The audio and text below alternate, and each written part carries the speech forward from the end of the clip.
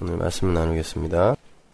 요한복음 17장 6절에서 9절까지 말씀 우리 함께 봉독하시죠. 세상 중에서 내게 주신 사람들에게 내가 아버지의 이름을 나타내었나이다. 저희는 아버지의 것이었는데 내게 주셨으며 저희는 아버지의 말씀을 지켰나이다. 지금 저희는 아버지께서 내게 주신 것이 다 아버지께로서 온 것인 줄 알았나이다. 나는 아버지께서 내게 주신 말씀들을 저희에게 주었사오며 저희는 이것을 받고 내가 아버지께로부터 나온 줄을 참으로 아오며 아버지께서 나를 보내신 줄도 믿었사옵나이다. 내가 저희를 위하여 비옵나니 내가 비옵는 것은 세상을 위함이 아니요 내게 주신 자들을 위함이니이다. 저희는 아버지의 것이로소이다. 아멘. 계속해서 우리가 요한복음 17장에 예수님의 대제사장적 기도에 대해서 공부를 하고 있습니다.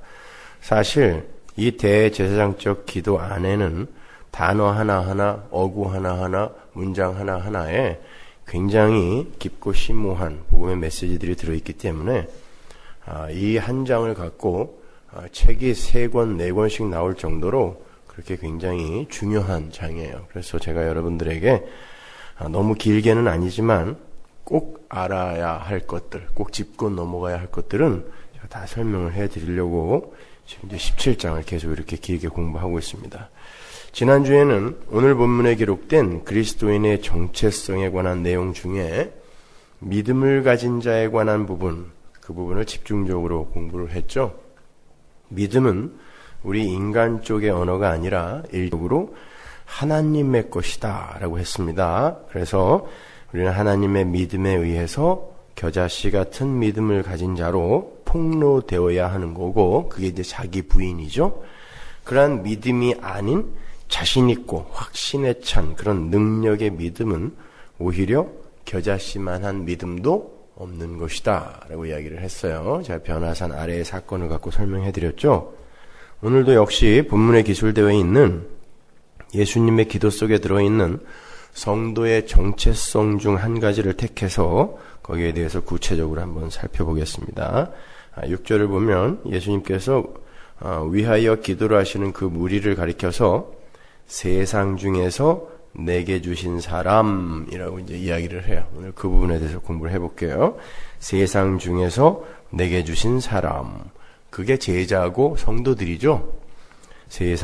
세상이 무엇인지는 제가 여러분에게 여러 번 설명해 드렸으니까 이미 잘 알고 계실 거예요. 성경에 나오는 세상은 단순히 장소적인 것을 이야기하는 게 아니라 그랬어요. 하나님을 떠난 세계관, 가치관, 지혜, 권세 뭐 이런 것들을 총칭하여 세상이라고 하는 거예요. 코스모스, 세상. 그런데 지금 예수님은 당신의 기도 대상을 가리켜서 세상 중에서 내게 주신 사람들, 거기서 뽑아내요. 내게 주신 사람들이라고 이야기를 해요. 그러니까 성도는 세상에서 구별되어 예수께 주어져 예수의 것이 된 이들을 이야기하는 거예요. 예수님은 그렇게 아버지가 세상에서 뽑아내어 당신에게 주신 사람들만을 위하여 지금 기도를 하고 있고 그 사람들 속에서만 일을 하세요. 그 사람들 안에만 들어가시니까. 17장 16절 볼까요? 내가 세상에 속하지 아니함 같이 저희도 세상에 속하지 아니하였삼나이다. 왜? 아버지가 뽑아서 아들에게 줬으니까. 그렇죠? 근데 왜 하나님은 당신께서 직접 세상에서 뽑아내셨다라고 하는 성도들을 하늘에다 갖다가 얼렁 갖다 놓으시지 왜 그냥 세상에다가 놔두셨을까요? 왜 안 데려가시는 거죠? 여러분 왜 이 세상 속에 계십니까? 17장 나머지 부분을 잘 읽어보면 거기에 대한 대답이 잘 나와 있어요. 18절 한번 볼까요? 아버지께서 나를 세상에 보내신 것 같이 나도 저희를 세상에 보내었고, 이유가 나와요. 또 저희를 위하여 내가 나를 거룩하게 하오니 이는 저희도 진리로 거룩함을 얻게 하려 함입니다. 이렇게 이야기를 하고 계세요. 주님은 하나님 아버지께서 세상에서 뽑아내어 당신께 주신 성도들이 여전히 세상 속에 남아 있어야 하는 이유를 진리로 거룩함을 얻게 하려 함이라고 이렇게 이야기를 하시는 거예요. 그런데 진리로 그들을 거룩하게 하기 위해서 전제되어야 되는 게 있죠. 뭡니까? 저희를 위하여 내가 나를 먼저 거룩하게 하오니가 전제로 들어가 있잖아요. 무슨 말일까요? 내가 나를 거룩하게 한다. 내가 그래서 착하게 살았다?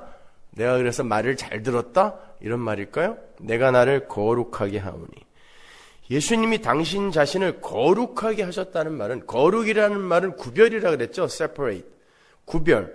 예수님께서 당신 자신을 거룩하게 했다는 말은 예수님께서 하나님의 어린 양으로 구별이 되어서 하나님께 드려지는 그 십자가 사건을 이야기하는 거예요.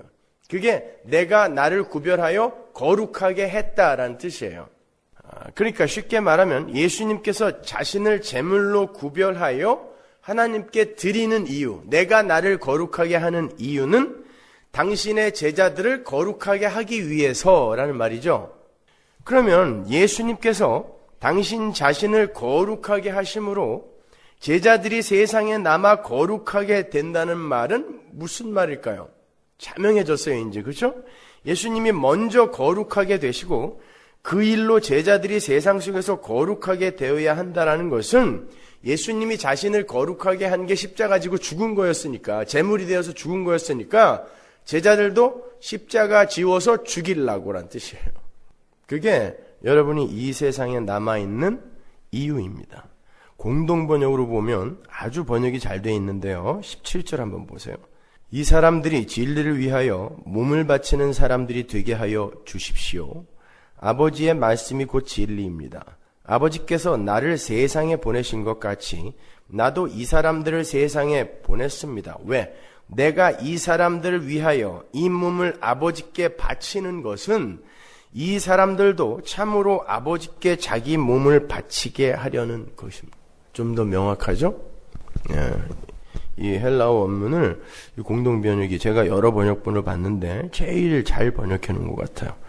예수님은 우리 성도들을 거룩하게 만들기 위해서, 즉 당신처럼 죽기까지 충성하여 십자가를 지는 자로 만드시기 위해서 하나님의 제물로 당신을 구별했다라는 거예요.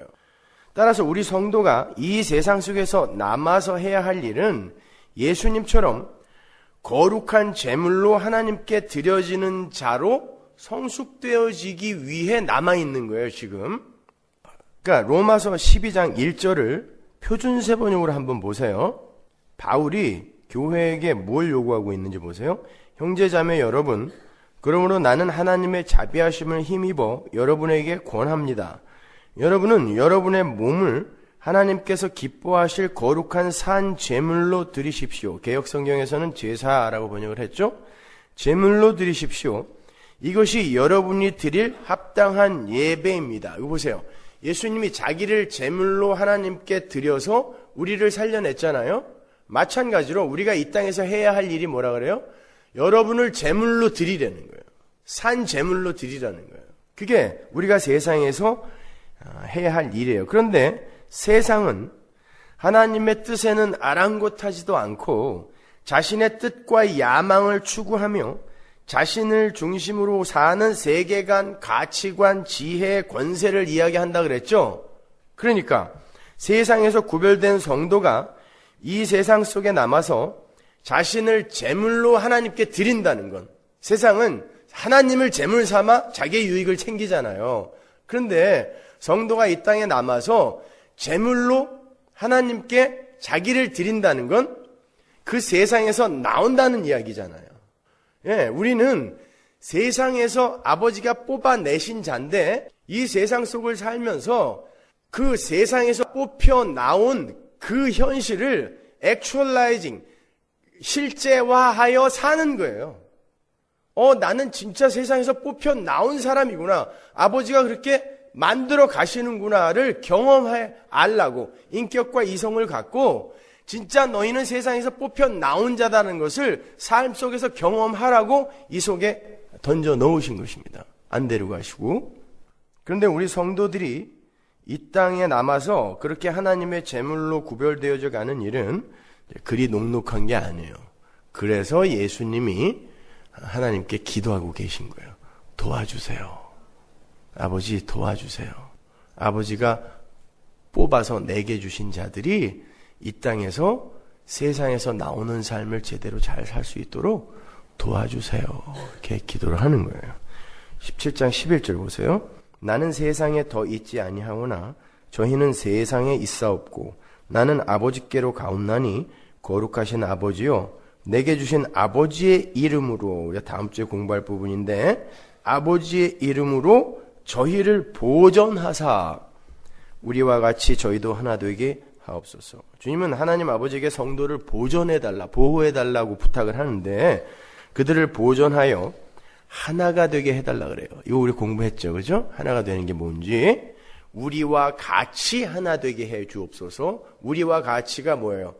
예수님께서 자기의 뜻을 완전히 비워버리고 하나님의 뜻으로 자기의 삶을 채운 게 하나가 된 거잖아요. 하늘에 계신 아버지와 땅에 계신 예수가 하나가 됐단 말이죠.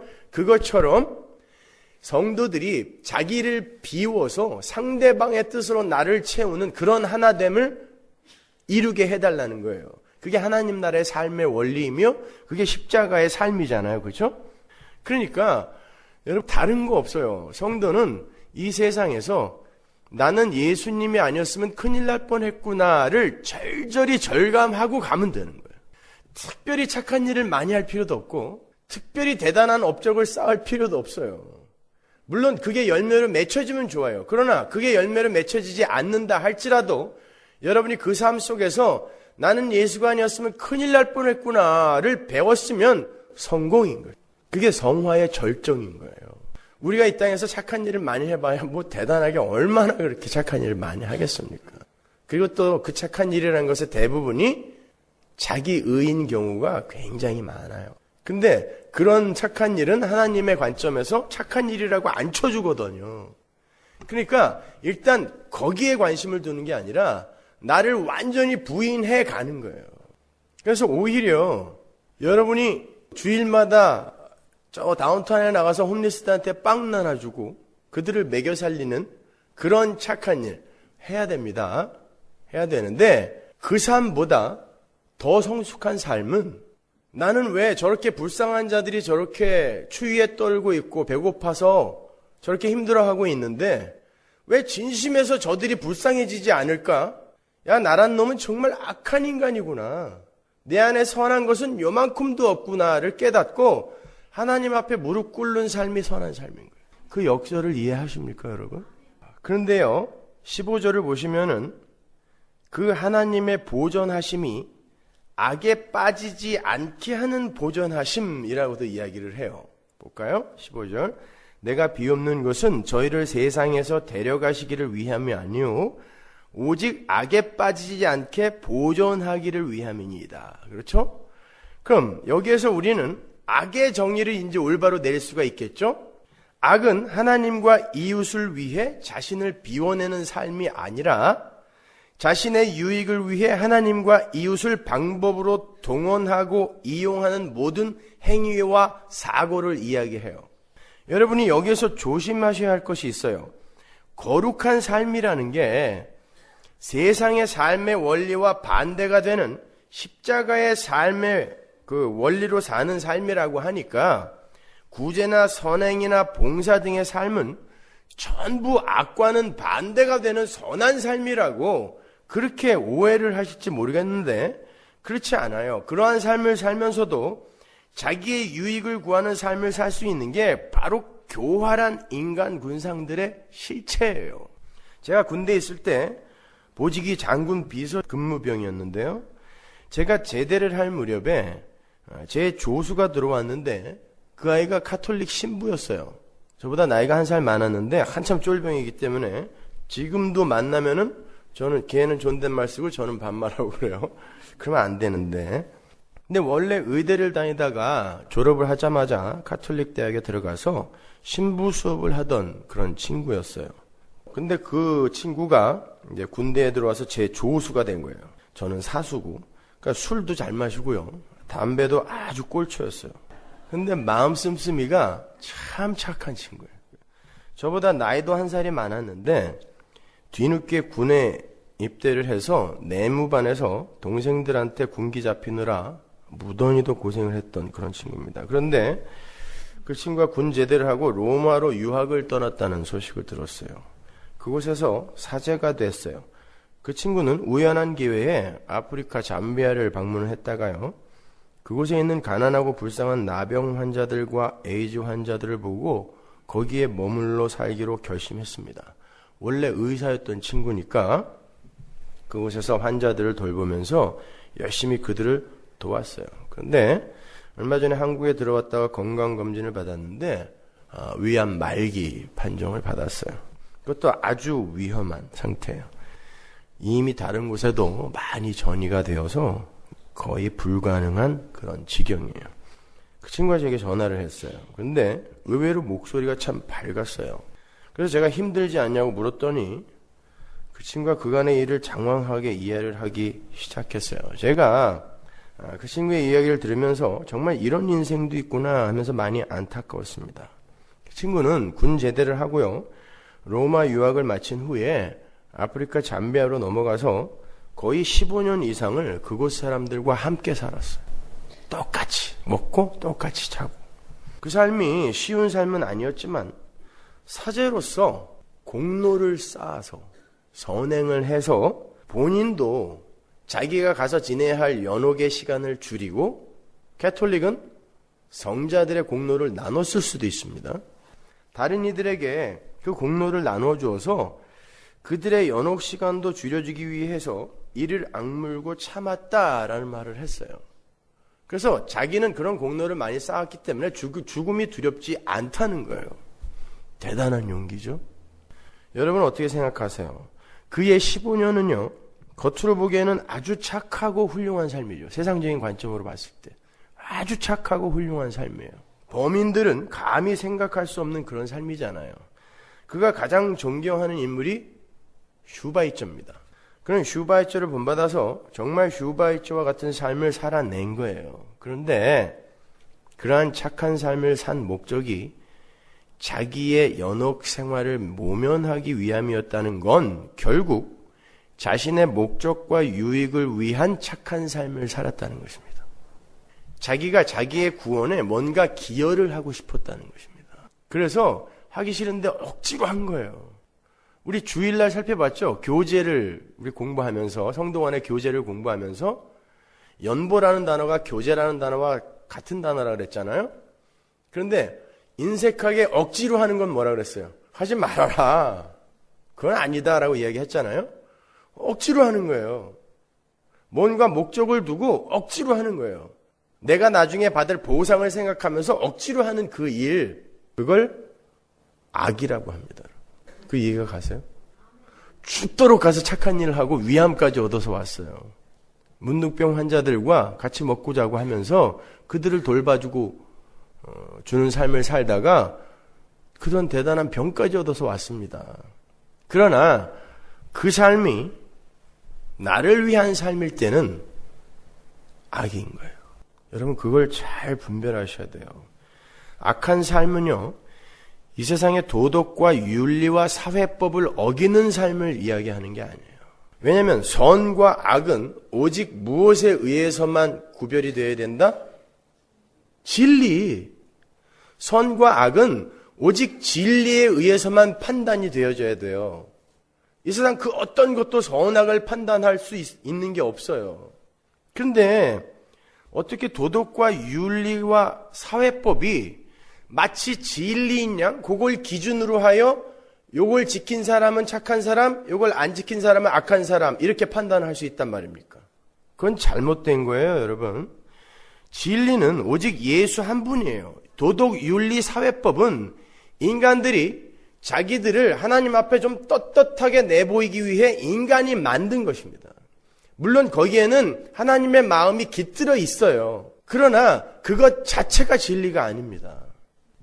진리이신 예수님을 받아들이고 그 예수의 십자가만을 의지해서 난 나를 구원할 아무런 능력이 없으며 완전히 타락을 한 존재이기 때문에 오직 예수님의 은혜만을 간절하게 바랍니다 라는 그런 고백하에 나오는 모든 행위 선이에요.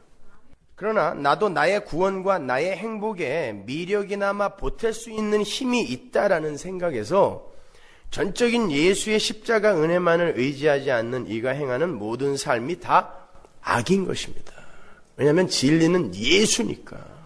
그래서 하나님의 말을 듣고 거짓말을 한 사무엘이 선하다 인정을 받은 거고, 또 하나님의 계획에 따라서 자신의 체면을 전부 내려놓고 시아버지를 유혹해서 잠자리를 한 다말이 의롭다 평가를 받은 거예요. 그게 도덕적으로 윤리적으로 의롭습니까? 그게 선한 일입니까? 근데 성경은 다말이 의롭다고 그래요. 하나님의 계획에 맞춰서 나라를 팔아먹고 조국을 배신한 라합이, 창녀 라합이 믿음의 조상의 자리에 떡하니 올라가 있습니다. 하나님의 말을 듣고 가나안에 들어가서 어린애까지 전부 도륙하여 죽여버린 이스라엘이 칭찬을 받습니다. 그게 도덕과 윤리와 사회법상 어떻게 착하고 선한 거예요. 근데 그걸 선의라고 이야기한단 말입니다. 그러니까 진리는 예수로만 판단이 되어야 되는 거예요. 따라서 이 세상에서 휴바이처처럼 무슨 50년을 박사학위 5개를 전부 버리고 가갖고 아프리카에서 평생을 바쳤다고 해도 도덕과 윤리와 사회법상 그게 착한 일처럼 보이지만 그는 예수를 하나님의 아들로 인정하지 않았기 때문에 그가 행한 모든 일은 악입니다. 왜? 예수는 그냥 위대한 위인의 한 사람으로 여겼어요. 그리고 그의 삶을 조차 착하게 사는 게 구원에 이르는 길인 줄 알았단 말입니다. 그래서 열심을 부린 거예요. 그걸 악이라고 한다니까요. 죄송한 말씀이지만 제 군대 후배는 15년 동안 위암까지 걸리면서 죽도록 고생을 하면서 악을 행하다 온 거예요. 자기가 자기의 구원과 행복에 무언가 보태기 위해 어떤 일에 열심을 내는 건 그게 어떠한 모습으로 나타난다고 할지라도 악인 거예요. 우리의 힘을 보태서 세상을 개혁하고 약자들을 계몽하며 지도하고 약하고 가난한 자들이 잘 먹고 잘 사는 세상을 만들어 보겠다라는 그러한 개혁 의지, 여러분 그게 대견하고 장한 일이라고 생각하세요? 지금 기독교를 개혁하자, 교회가 교회의 역할을 하자라고 이야기하는 사람들이 대부분 주장하는 게 그거죠. 교회가 세상에 나가서 약자들의 편을 들어 촛불이라도 들고 나가서 그들이 다른 이들과 평등하게 사는 세상을 만들어주자. 그게 개혁을 외치는 사람들의 주장 아닙니까? 근데 한번 잘 생각해 보세요. 그게 세상에서 나오는 삶입니까? 세상으로 들어가는 삶입니까? 세상을 좀 더 살기 좋게 만들어서 누구나 다 이 세상에서 행복하고 기쁘게 잘 살 수 있게 만들자라는 것이 굉장히 대견하고 장한 주장인 것 같지만 그게 세상에서 나오는 삶입니까? 아니면 세상으로 더 침잠에 들어가는 삶입니까? 그래서 성도는 함부로 촛불 들고 나가서는 안 되는 거예요. 근데 사실은 사실이기 때문에 저는 여러분들에게 올바른 걸 가르쳐 드릴 수밖에 없어요. 물론 우리는 이 세상을 예수님의 시선으로 바라봐야 돼요. 그래서 약한 자와 가난한 자들을 돕고 그들의 권익을 위해서 손발을 움직이는 삶을 살아야 됩니다. 그러나 그러한 행위가 예수 그리스도의 복음이 전제되지 않고 행해질 때 그거는 커다란 악인 거예요. 우리가 서두에서 살펴본 바대로 우리는 세상에서 건져져서 예수께 주어졌어요. 그리고 그분과 연합된 사람들이에요. 그리고 이 세상에서 예수처럼 세상에서 나오는 삶을 실제화하여 살게 되는 성도예요. 그런데 이 세상을 개혁하여 누구나 살기 좋은 세상으로 만들겠다니요. 그게 어떻게 세상과 구별되는 삶입니까? 어떻게 그게 거룩한 삶입니까? 예수님은 지금 하나님께 내 백성들을 거룩하게 해달라고 부탁하고 있는데 지금 하나님도 그 일을 못하고 계신다는 말이에요. 그러면? 그렇지 않습니다, 여러분. 그렇게 올바른 복음을 알고 예수님의 마음으로 행하는 구제나 선행이 아닌 모든 행위는 자칫 우리의 의가 되기 쉽고요. 우리의 자랑이 되고 우리를 뿌듯하게 만드는 악이 될 수 있는 것이므로 조심해야 되는 거예요. 여러분 구원이 뭡니까? 구원은 하나님의 것이 원래 있어야 할 자리에서 그 역할을 제대로 해내고 있는 상태로 복원이 되는 것, 복귀가 되는 것, 회귀가 되는 것을 구원이라고 그래요. 그래서 성경은 예수님을 구원의 첫 열매라 그러는 거예요. 구원은 죄를 지은 상태에서 죄를 용서받고 자유하게 되는 것만을 지칭하지 않아요. 그렇다면 죄 없는 예수님이 구원을 받는다는 게 말이 안 되잖아요. 무슨 죄를 졌다고 예수님이 구원을 받아야 됩니까? 근데 예수님은 구원의 첫 열매예요. 예수님은 성육신 하셔서 죄 아래 오셨죠. 그분은 원래 하나님입니다. 창조주예요. 거기는 원래 예수님의 자리가 아니죠. 인간의 자리는. 예수님은 십자가를 통과하신 후에 당신의 영광을 회복하셨잖아요. 승천하셔서. 그걸 구원이라고 하는 거예요. 원래 있어야 할 분이 있어야 할 자리에 가서 자신의 역할을 해내는 것. 그걸 구원이에요. 그러한 예수님의 삶이 바로 천상의 교회인 우리 성도가 이 땅에 타락한 육신을 입고 와서 타락한 현실을 경험하고 하나님 나라의 소중함을 배우며 우리의 무능함과 보잘것없음을 폭로당하고 하나님의 은혜만을 절대적으로 의존하는 자가 되어 세상에게 맞아 죽어 하늘나라로 가는 거예요. 그게 예수님의 삶이었고 우리의 삶이어야 됩니다. 그게 구원이라니까요. 따라서 성도는 그 예수님의 삶을 그대로 좇아 살게 되어 있어요. 세상에서 구별되어 그분에게 연합되어 있고 그분이 내 안에 좀 들어와 계세요. 그래서 예수가 내 삶을 살고 있단 말입니다. 그래서 예수가 이 땅에서 산 그 삶이 모양은 조금 다를지 몰라도 정확하게 우리의 삶에서 나타나게 되어 있어요. 성도는 반드시 자기를 완전히 부인하고 십자가를 지셨던 예수님처럼 하나님 절대 의존자로의 완성의 삶을 통과해야만 합니다. 예수의 삶이 우리의 삶이니까요. 그런데 이 세상에서 자기의 소원과 자기의 비전을 세우고 그것을 얻어냄으로써 세상의 칭찬과 박수를 받아서 행복에 이르겠다라고 하는 그런 시도가 가당키나 합니까? 근데 오늘날의 기독교는 전부 그거잖아요.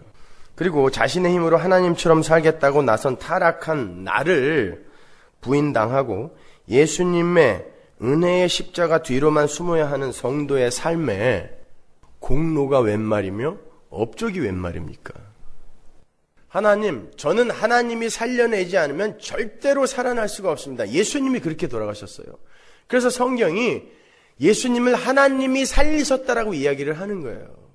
우리는 하나님, 저는 하나님이 아니면 절대로 살아날 수 없어요. 존재할 수 없는 인간입니다. 하나님, 저를 도와주세요. 그 자리로 가야 되는 이들이 뭔 공로를 쌓아서 하나님께 짊어지고 가겠다는 거 아닙니까?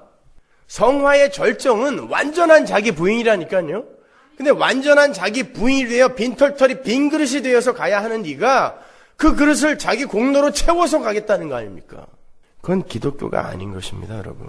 여러분, 예수님이 구원의 첫 열매이신 예수님이 마지막으로 자기의 인생을 어떻게 요약하여 표현하고 가셨습니까? 아버지, 내 뜻은 있습니다. 내 소원이 있습니다. 그러나 내 뜻대로 마옵시고 아버지의 뜻대로 하옵소서. 끝.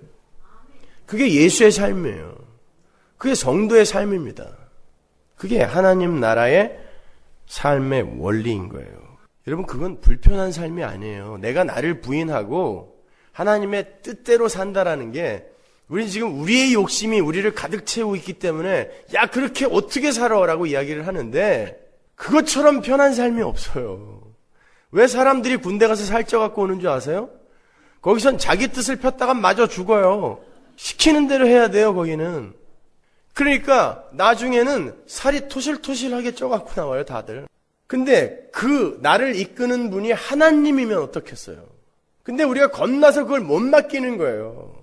절벽에 매달려서 거기 누구 없어요? 하나님이 야, 내가 밑에 있어, 손 놔. 안 놓는 거예요. 다른 사람 없어요? 그거잖아요, 우리. 믿는다고 하면서 하나님께 나를 맡긴다는 게 내심 불안한 거예요. 왜? 내 목적이 있거든요. 내 야망이 있고 내 비전이 있거든요.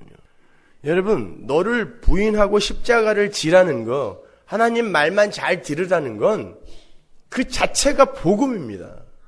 우리 보고 불편을 감수하라는 말이 아니라 그 자체가 복음이에요. 복음은 하나님 나라의 복된 소식입니다. 하나님께서 우리의 모든 것을 맡아 주관해 주실 것이니까 우리는 하나님께 전적으로 모든 걸 맡기고, 그분은 전지전능한 분이에요. 근데 우리 걸 다 맡기면 그분이 알아서 다 해주시겠대요. 그걸 자기 부인이고 십자가라고 하는데 그걸 안 하겠다고 하는 거 아닙니까 지금. 그거 말고 세운 계획대로 당신이 그냥 날 좀 도와주기만 해요. 돈이나 좀 대주고 내 자식 새끼 좋은 대학교 보내주고 큰 집 주고 좋은 차 주세요. 그거 아닙니까? 그 사람들은 진짜 복음이 뭔지를 모르는 거예요. 여러분, 왜 인간 세상이 이렇게 지금 고통스러운 줄 아세요? 왜 훌륭한 철학자들이 이구동성으로 이 인생을 고해라고 이야기했는지 아십니까? 인간들이 자기의 꿈과 비전을 못 버려서 그래요. 인간들의 꿈과 비전이 인간 세상을 이렇게 불행하게 만드는 것입니다. 하나님께 맡기면 돼요. 여러분, 한번 생각해 보십시오. 예수님께서 십자가를 지시기 전에도 복음이 있었어요, 없었어요? 제자들이 복음 전하러 나갔잖아요. 있었죠. 분명히 유앙겔리온이라는 단어가 나온단 말입니다. 예수님도 복음을 전하셨고 그 자리에 12제자가 있었다라는 말이 있고 제자들이 파송되어 복음을 전했다 그래요. 그 제자들이 전한 복음이 뭐였을까요? 그들이 십자가를 알았어요. 예수님의 죽으심의 의미를 알았어요. 예수님의 부활을 믿었어요. 예수님이 진짜 부활해서 마리아를 비롯한 여자들에게 나타나서 가서 얘기해줘. 그래서 진짜 가서 얘기해줬더니 허탄한 소리 하지 말아라 그랬어요. 헛소리란 뜻이거든. 헛소리 마. 살긴 뭘 살아. 제자들이. 그런데 그 사람들이 예수님이 십자가도 지시기도 전에 파송되어 무슨 복음을 전했단 말입니다. 궁금해하지 않으셨어요 그거? 뭘 전했을까요? 주 예수를 믿어라. 그리하면 너와 네 집이 구원을 얻으리라? 주 예수가 뭘 하러 왔는지도 몰랐는데 그런 복음을 전했을까요? 무슨 복음을 전했을까요, 여러분? 예수님이 전한 복음을 그대로 따라서 전했겠죠. 예수님이 어떤 복음을 전했어요? 누가복음 9장 6절 보세요. 제자들이 나가 각 촌에 두루 행하여 처처에 복음을 전하며 병을 고치더라. 이 유앙겔리온이요. 분명히 복음을 전했죠. 예수님이 어떤 복음을 전했는지 보세요. 마태복음 4장 16절. 이때부터 예수께서 비로소 전파하여 가라사대 회개하라 천국이 가까웠느니라 하시더라. 십자가 지시기 전 예수님이 전하신 복음은 주 예수를 믿어라 그리하면 너와 내 집이 구원을 얻으리라가 아니라 회개하라 였어요. 회개하라. 천국이 왔다. 가까이 왔다는 왔다란 뜻이거든요. 회개하라. 천국이 여기 있다. 그런데 예수님이 제자들을 파송할 때 어디로 파송했습니까? 유대인들에게 파송했어요. 예수님의 공생애에 그 지역이 어디로 한정되어 있었죠? 특별한 경우가 아닌 경우에는 항상 유대주의가 팽배한 유대인들이 거하는 곳이었어요. 무슨 의미가 있을까요? 그게? 마태복음 10장 보세요. 5절. 예수께서 이 12를 내어보내시며 명하여 가라사대 이방인의 길로도 가지 말고 사마리아인의 고을에도 들어가지 말고 차라리 이스라엘 집에 잃어버린 양에게로 가라. 가면서 전파하여 말하되 천국이 가까웠다고. 분명히 예수님이 승천하시면서는 예루살렘과 온 유대와 사마리아 땅 끝까지 가라 그랬잖아요. 근데 그 전에는 왜 이스라엘에게만 가라 그랬을까요? 구속사의 순서적인 어떤 측면도 있지만 여기에는 아주 웅숭 깊은 메시지가 들어있는 거예요. 여러분들 유대인들이 믿었던 유대주의가 뭐죠? 우리는 우리 스스로 율법을 지키고 제사를 지내고 깨끗하고 경건하게 살아내요 구원에 이르를 수 있는 선민이다가 유대주의예요. 인간의 가능성을 부인하지 않고 인간의 가능성을 꼭 붙들고 있는 게 유대주의입니다. 인간의 가능성과 세상의 화려함과 소중함, 세상의 가치 이런 걸 놓지 못하는 게 유대주의예요. 그렇게 자기들의 행위를 꼭 붙들고 있는 이들에게 가서 회개하라라고 이야기한 게 뭐예요? 너희들 제사와 율법 지켜서 천국 갈 생각하지 말어. 너희들이 천국 갈 수 있는 유일한 길은 회개야 라는 거예요. 너희들이 지금 너희들의 노력과 열심을 발휘하여 하나님 나라에 도달하려고 하는데 그게 바로 바벨탑이란다.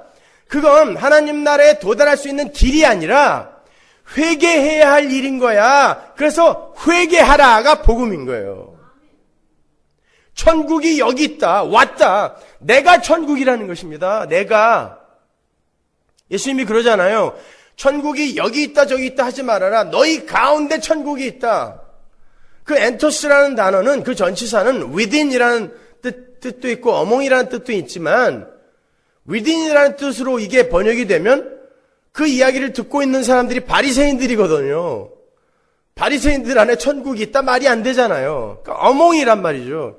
너희들 가운데 내가 바로 천국이란 뜻이에요. 내가 여기 왔다란 말이에요. 하나님의 통치를 완벽하게 지금 순종하고 있는 바실레이아 하나님 나라 천국이 여기 와 있다는 거예요. 내가 천국이야. 나를 믿어야 돼. 내가 진리야. 그러니까 너희들은 너희들의 노력이나 열심, 율법 지킴 이런 걸로 나에게 도달하려고 하지 마. 회개해. 그래서 그게 복음인 것입니다. 유앙겔리온.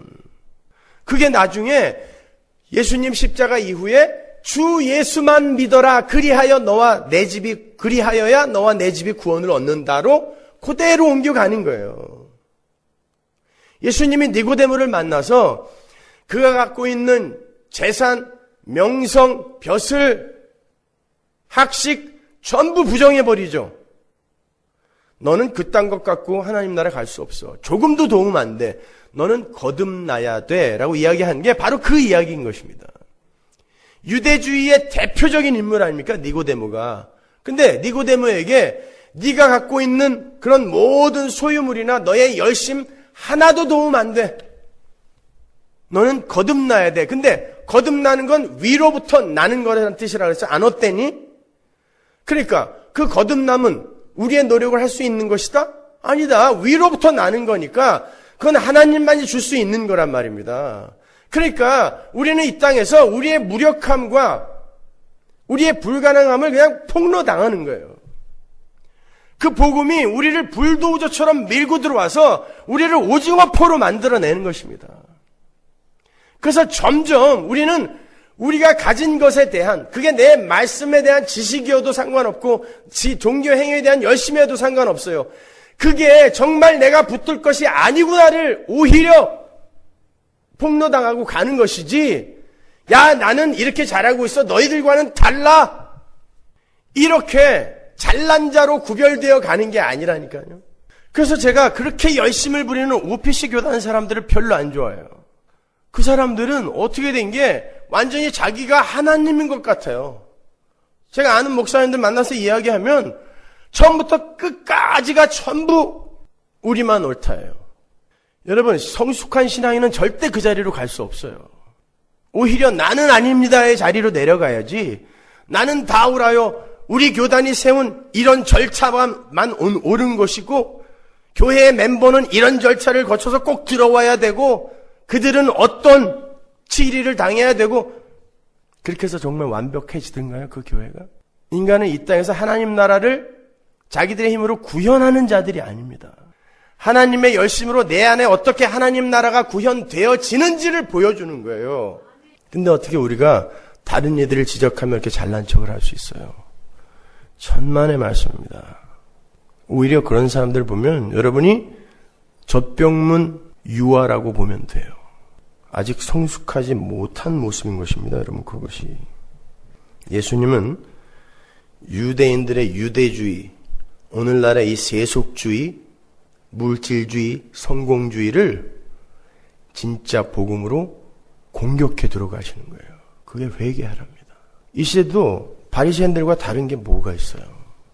뭔가 그렇게 대단한 걸 해서 나를 드러내고 우리 교회를 드러내고 내가 속한 공동체를 드러내려고 하고, 그게 다 뭡니까? 세상에서 나오는 삶 아니잖아요. 어떤 신비적인 능력을 받아서 나는 너희들보다 나아라는 그런 걸 한번 입증해보고 싶어 하고, 그게 다 뭐예요? 기복주의, 신비주의 아닙니까? 그러고도 예수를 믿는다 그러는 거예요. 그렇지 않습니다, 여러분. 우리 성도는 이 땅에서 점점 나는 왜 이렇게 못났을까?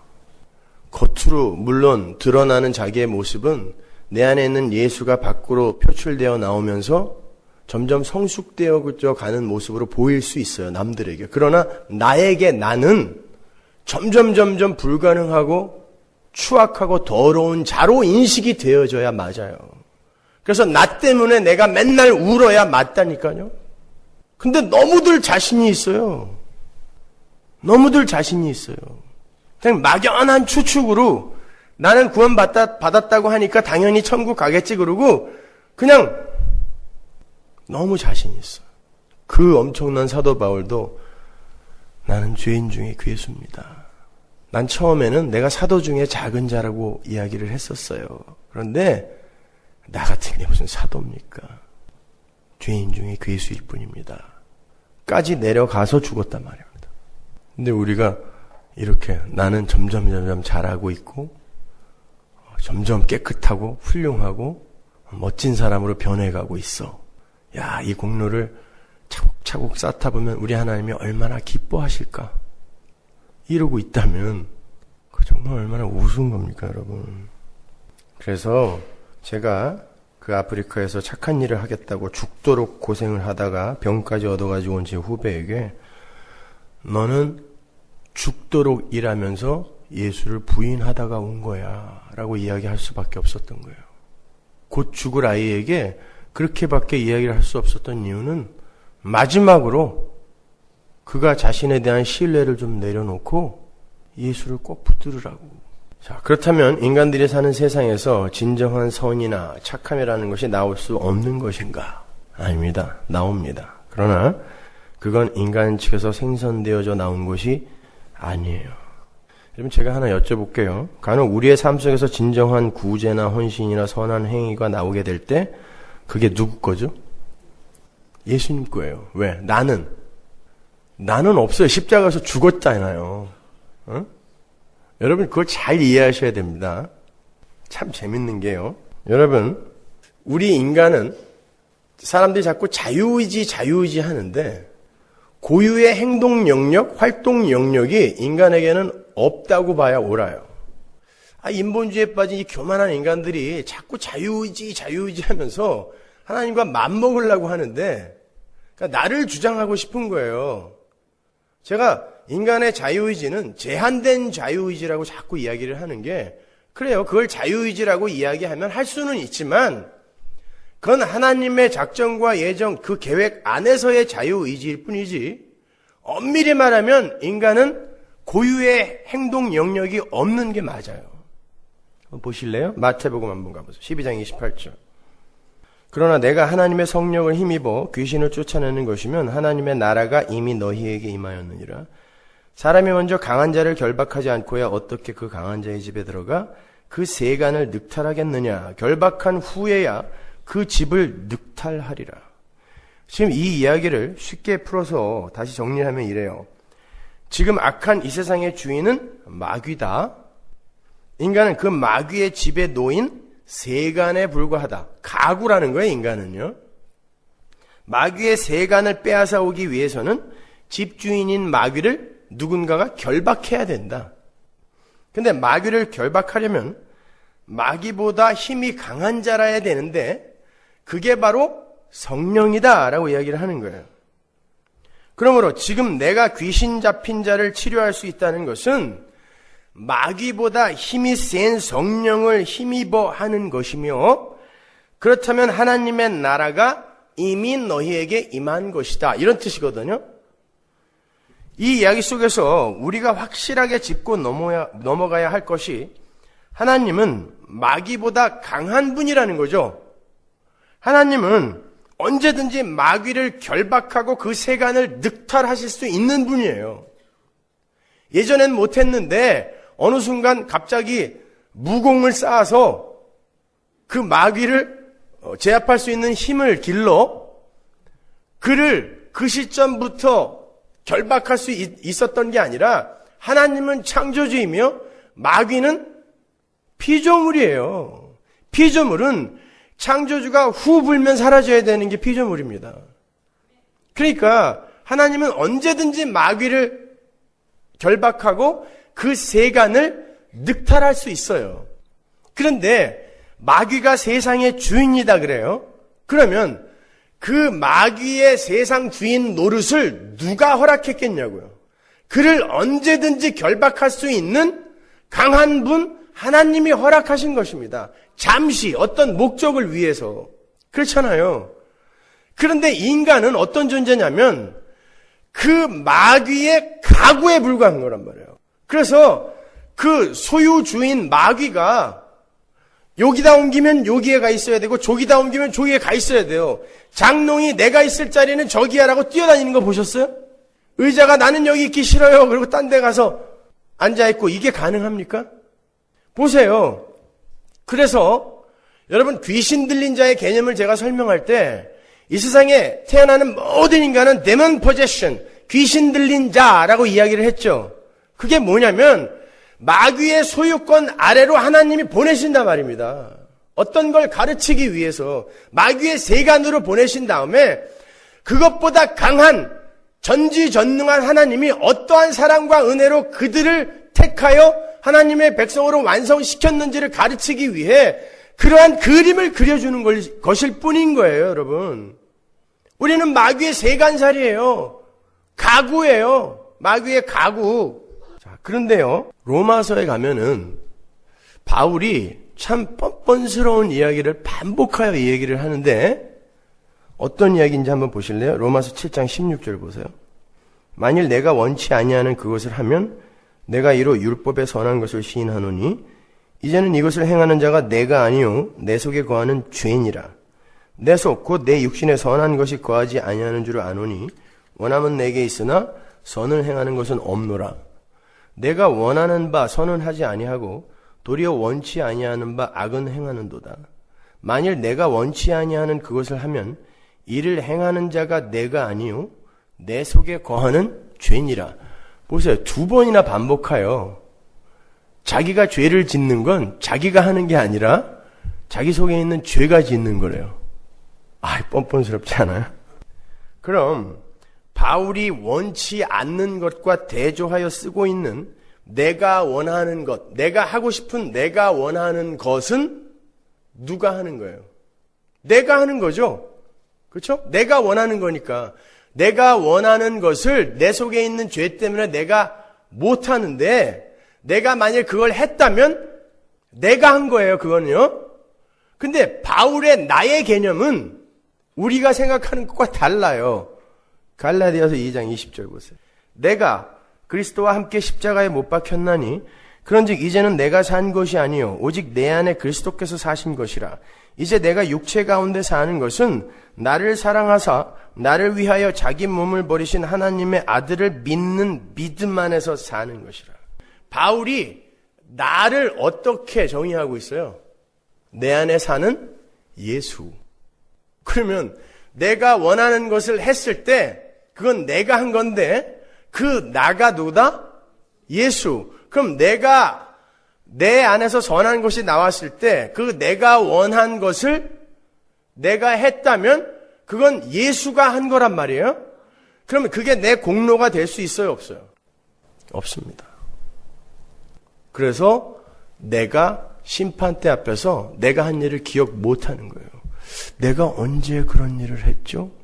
예수님이 너 이런 일을 했잖아. 내가 언제 그런 일을 했죠? 예수가 했거든요. 그러면 그 사람 속에 있는 나는 어디 갔어요? 십자가에서 죽었다니까요. 그러니까 여러분이 나를 어디에서 주장할 수가 있어요? 죄인들은요, 마귀의 세간이 되어서 마귀의 소유물이 되어서 마귀와 함께 운명을 같이 해요. 마귀는 뭐 선한 일, 착한 일, 뭐 이런 것을 다 통틀어서 세상적인 거에 물론 통틀어서 그 소유물에게 악만 행하게 해요. 하나님과 이웃의 영광이 아닌 자기의 영광만을 위해서 모든 걸 하게 하니까. 그리고는 마귀와 그 소유물은 함께 불못에 던져지는 거예요. 그런데 어떤 택한 자들의 삶 속에 하나님이 침범에 들어가셔서 그 안에 있는 마귀를 꽁꽁 묶고 그 세간을 꺼내냈어요. 그리고는 그에게 이 죄를 짓게 만드는 그 죄를 쫓아내버렸단 말입니다. 그래갖고 얘는 이제 마귀의 소유가 아니라 예수의 소유가 됐어요. 그를 꽁꽁 묶어버리고 늑탈해버린 예수의 소유가 됐어요. 그래서 여기서는 예수의 삶이 나와요. 그런데 얘의 육신에 죄가, 마귀적 그 삶이, 세상이 오염, 마쿨라라는 형태로 여전히 잔존하고 있어요. 그때 얘의 삶 속에서 나오는 죄는 바로 그 오염의 일이지 이 사람의 일이 아니라는 거예요. 왜요? 이 사람은 죽었다니까요. 제 이야기 아니에요. 로마서 6장으로 가보세요. 그의 죽으심은 죄에 대하여 단번에 죽으심이요 그의 살으심은 하나님께 대하여 살으심이니 이와 같이 너희도 너희 자신을 죄에 대하여는 죽은 자요 그리스도 예수 안에서 하나님을 대하여는 산 자로 여길지어다. 우리는 죄에 대해서 죽었어요. 그리고 죄가 우리에 대해서 죽은 거예요. 그게 우리가 세상에 대하여 죽고 세상이 우리에 대하여 죽었다는 거예요. 죽은 건 서로 소유권을 주장할 수가 없어요. 죽은 걸 마귀가 계속 소유할 바보가 아닙니다. 우리는 죽었어요, 거기에서. 그래서 마귀와의 관계가 끊어졌어요. 늑탈당한 거예요, 마귀가. 세간살이를. 그래서 마귀와 우리가 한 운명으로 뭉쳐있다가 떨어진 거예요. 그 떨어진 우리 안에 예수가 연합해 들어와 예수의 삶으로 우리를 이제 승천까지 올려놓으시는 것입니다. 그 전체가 은혜인 거예요. 그런데 거기에 우리가 무슨 연옥에서의 시간을 줄이기 위해 착한 일을 많이 한다, 선한 일을 많이 한다, 헌금을 많이 한다, 그런 이야기를 얻다 갔다가 붙여요. 그건 구원이 뭔지조차 모르는 일이죠. 모르는 얘기예요, 그거는요. 그렇지 않습니다. 우리는 그렇게 예수께서 오셔서 죽으실 수밖에 없는 그런 연약한 존재예요. 그래서 성경이 우리를 가리켜 티끌, 흙, 지렁이, 마귀새끼, 뼈다귀 이렇게 이야기를 하는 거예요. 근데 우리가 할 말이 없어, 거기에 대해서. 하나님이 우리를 그렇게 부른다니까요. 그런데 그들을 찾아오셔서 그렇게 언제 하나님이 훅 불어도 지옥으로 떨어져야 할 그런 인간들을 하늘의 왕을 삼아버린 거예요. 거기에 여러분이 뭘 보탤 수 있어요? 하나님 항복. 나는 하나님의 은혜만 의지하여 하나님 말만 잘 들을 거예요. 그 자리로 낮아져서 가장 낮은 곳에 십자가 지고 계신 예수님과 만나는 것입니다. 그게 성도의 삶인 거예요, 여러분. 여러분 보세요. 로마서 11장 36절 보세요. 이는 만물이 주에게서 나오고 주로 말미암고 주에게로 돌아갑니다. 영광이 그에게 세세 있으리로다. 아멘. 보십시오. 잘 보세요. 만물, 그 안에는 인간도 들어갑니다. 성도도 들어가요. 만물이에요, 그게. 만물이 주에게서 나오고 주로 말미암고 주에게로 돌아가요. 그러면 만물의 역할이 뭐겠어요? 만물의 역할은 그저 만물이 나온 출처, 만물의 원인, 만물이 돌아갈 주인이 있다라는 걸 증거하는 거예요. 아닌 것 같으세요? 골로새서 1장 15절 보세요. 그는 보이지 아니하시는 하나님의 형상이요 모든 창조물보다 먼저 나신 자니 만물이 그에게 창조되되 하늘과 땅에서 보이는 것들과 보이지 않는 것들과 혹은 보좌들이나 주관들이나 정사들이나 권세들이나 만물이 다 그로 말미암고 그를 위하여 창조되었고 또한 그가 만물보다 먼저 계시고 만물이 그 안에 함께 섰느니라. 만물은 왜 존재해요? 그를 위하여, 예수를 위하여 존재하는, 예수가 사랑이신 예수의 그 실체를 드러내기 위해, 증거하기 위해 존재하는 게 만물이에요. 그 안에 인간이 들어가 있단 말입니다. 그러니까 인간은 자기 어떤 활동 영역이나 소유권 이런 걸 주장할 수 있는 게 아니에요. 그냥 나를 누가 덮쳐오느냐, 마귀가 덮쳐오면 거기에 세간살이로 살다 가야 돼요. 예수가 덮쳐오면 감사합니다. 그리고 그 집 세간살이가 되는 게 인간입니다, 여러분. 그런데 그 인간들이 하나님처럼 되겠다고 나선 것이 바로 이 바벨탑 같은 세상인 거예요. 여기에서 여러분은 그 세상에서 나가는 것입니다. 그게 거룩이라니까요. 그런데 자기의 목적과 계획들을 전부 하나같이 다 세워놓고 하나님을 마음껏 불러서 나를 도우라는 거예요. 이런 무례한 것들이 있어요, 세상에. 나를 도우라는 거예요. 아무 때나 성령을 마구 불러서 나에게 능력을 달래, 선물을 달래. 세간살이가, 그것도 마귀의 세간살이였던 것들이 그 마귀 결박하고 겨우 늑탈해 내왔더니 그 엄청난 천지의 주인이신 하나님께 보따리 내놓으라 그러는 거예요. 여러분, 오늘날 기독교가 그 정도입니다. 그렇게 타락해 있는 거예요. 아닙니다. 우리는 자꾸 우리를 부인당해야 돼요. 그리고 낮은 자리로 계속 내려가서 결국 내 안에 사시는 예수가 부인된 내 안에서 마음껏 사시게, 그게 연합이거든요. 그 자리로 내려가는 거예요. 그래서 때로는 제가 여러분에게 여러분 삶 속에서 너무 경건하고 너무 착한 삶이 안 나온다고 낙담하지 마시라고 이야기하는 거예요. 어떤 면에서 그게 잘 가는 것일 수도 있는 것입니다. 그래서 제가 가끔 그러죠. 예수 믿고 술, 담배 끊고, 야, 나는 의지가 강해서 예수 믿고 그런 것도 다 끊었어. 봐, 나는 이 정도야. 그러려면 차라리 술, 담배 먹고, 하나님, 저는 제 능력으로는 이까지 담배 하나 못 끊는 인간이군요. 하나님, 저 좀 도와주세요. 그 자리로 가라 그러는 거예요. 그래서 저는 우리 교회 직분자들이나 이런 교회 팀장이나 이런 분들이 너무 깔끔하고 너무 경건한 모습으로 이렇게 사는 걸 별로 원치 않아요. 그건 자칫 교회를 이렇게 허구, 그 신기루 같은 어떤 허구의 집단으로 만들어낼 수 있는 오해의 소지가 있기 때문에 여러분의 실체를 보여주세요. 괜히 그런 거 됐다고 오기도 싫은 거 새벽 기도나 아니면 이런 거 억지로 오면서 속으로 제 욕하지 마시고 괜히 날 뽑아가지고 이게 무슨 여러분 그렇게 사는 거예요. 그냥 뉴저지에 있는 그 성준이라고 지난번에 우리 김성교 집사님네 가서 잔 아이 있죠. 왜? 우리 그 뉴저지 인터넷 교인인데 너무 열심인 친구예요. 그러니까 휴가를 내고 가방을 덜렁 싸갖고 교회를 와버렸어요. 뉴저지에서.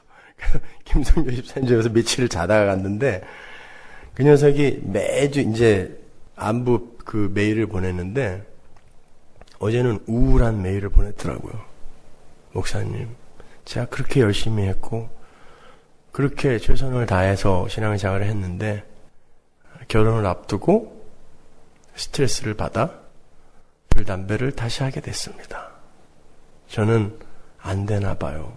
이렇게 썼더라고요. 저는 안 되나 봐요. 제가 답장을 썼어요. 그래서 넌 돼. 네가 계속해서 그렇게 승승장구했다면 너는 너를 너무 신뢰했을 거야. 너는 하나님의 은혜가 떠나면 단 한순간에 그렇게 무너질 수 있는 사람이라는 걸 배웠으면 되는 거야. 그럼 다시 또 해봐. 오히려 저는 그 아이가 그 일로 유아기적 신앙에서 조금 성숙한 단계로 자랄 수 있다라고 생각해요. 처음에는 다 할 수 있을 것 같아. 산에 올라가서 불 받고 내려오면 마누라도 갑자기 이뻐 보이고 교통법규도 막 잘 지키고 누가 뭐라고 욕해도 싱글벙글 웃어주면서 매일 아침 새벽 기도 오고 매일같이 성경 50장씩 읽고 그러잖아요. 그러다가 점점 지나면서 다시 원상태로 복귀가 되죠. 그때 첫사랑을 회복해야 되는데 그리로 가시면 안 돼요. 그 첫사랑이 가짜라니까요. 여러분의 본 모습이 드러날 때 그게 여러분의 실체인 거예요. 그리고 거기에서 이제 예수가 사는 내 삶을 경험하고 맛보면서 자라가는 거예요. 그렇다고 오늘 가서 또 끊었던 거 다시 다 처음부터 하지 마세요. 건강상 안 좋은 거니까 그런 건. 그래요, 여러분. 우리는 세상에서 그렇게 구별되어 나가는 삶을 사는 것이지, 그리고 하나님 앞에서 정말 하나님의 말만 들어야 하는 그런 존재임을 자꾸 올바로 인식하고 그렇게 경험하며 사는 것이지, 우리가 얼마나 대단한 존재인지를 하나님 앞에서조차 자랑하는 그런 삶 사는 거 아닙니다. 하나님이 폭로시키면 폭로 당하세요. 여러분 남편이, 여러분 아내가 너 그러고도 예수 믿는 사람이냐? 그러면 얘기해 주세요. 오늘 목사님 설교 못 들었냐? 그래서 나는 가능한 거야. 맞습니다, 여러분. 그걸 아는 사람은 절대 그런 교만한 자리로 갈 수 없어요. 기도하겠습니다.